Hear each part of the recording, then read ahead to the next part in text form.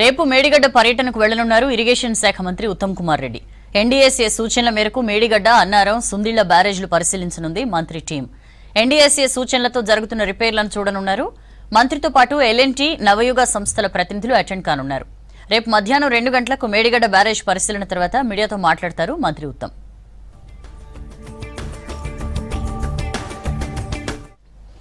లోక్సభ ఎన్నికలతో తెలంగాణలో తమ బలం పెరిగిందన్నారు BJP state chief Secunderabad MP Kishan Reddy.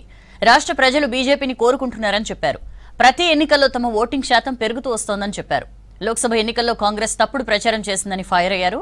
అయినా దేశ ప్రజలు మరోసారి అధికారం ఇచ్చారన్నారు.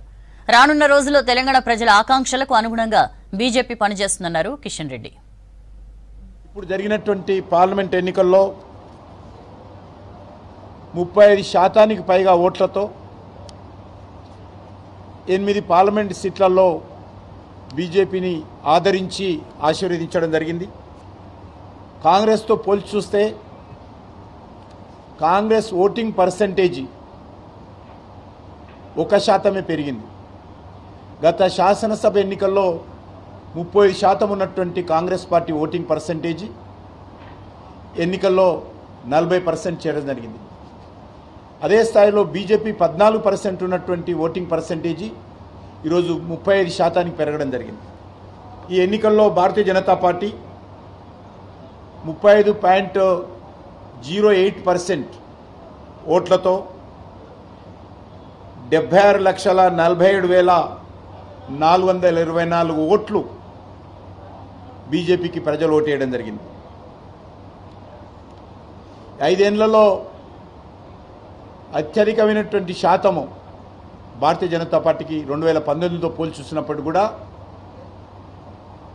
ఓటింగ్ పర్సెంటేజీ, సీట్ల పర్సెంటేజీ పెరగడం జరిగింది.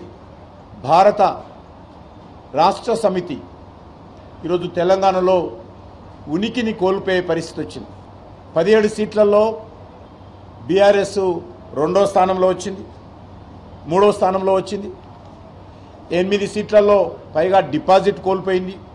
మరి గత శాసనసభ ఎన్నికల్లో ఎక్కడైతే కాంగ్రెస్ పార్టీ గెలిచినటువంటి అసెంబ్లీ స్థానాలలో కూడా మరి ఓటింగ్ పర్సెంటేజీ కాంగ్రెస్కి తగ్గింది. కాంగ్రెస్కి వేసినటువంటి ఓట్లు గత శాసనసభ ఎన్నికల్లో మరి ఈ ఎన్నికల్లో అనేక స్థానాల్లో భారతీయ జనతా పార్టీకి అసెంబ్లీలలో తీసినట్లయితే బీజేపీకి బలం పెరిగింది.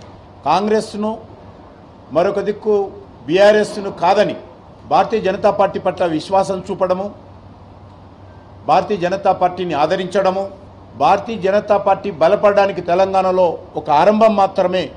తెలంగాణలో భవిష్యత్తు భారతీయ జనతా పార్టీదే అనేటువంటి విశ్వాసం ఈరోజు అన్ని వర్గాల ప్రజల్లో, విద్యావంతులు, మేధావులు, కవులు, కళాకారులు కూడా వ్యక్తం చేస్తూ ఉన్నారు. మాజీ ముఖ్యమంత్రి గారు ప్రాతినిధ్యం వహిస్తున్నటువంటి గజ్వేల్ కానీ, మాజీ ముఖ్యమంత్రి గారి రాజకీయ ఆరంగేట్రానికి కీలక పాత్ర పోషించినటువంటి సిద్దిపేట కానీ, బీఆర్ఎస్ కంచుకోటగా ఉన్నటువంటి మెదక్ పార్లమెంట్లో కూడా ఈరోజు 100 కోట్ల రూపాయలు బీఆర్ఎస్ పార్టీ ఖర్చు పెట్టినప్పటికీ కూడా మరి అక్కడ కూడా ఈరోజు బీజేపీ విజయం సాధించడము తెలంగాణ రాష్ట్ర రాజకీయాలలో భవిష్యత్ ఏ రకంగా ఉండబోతుందో సంకేతం ఇవ్వడం జరిగింది.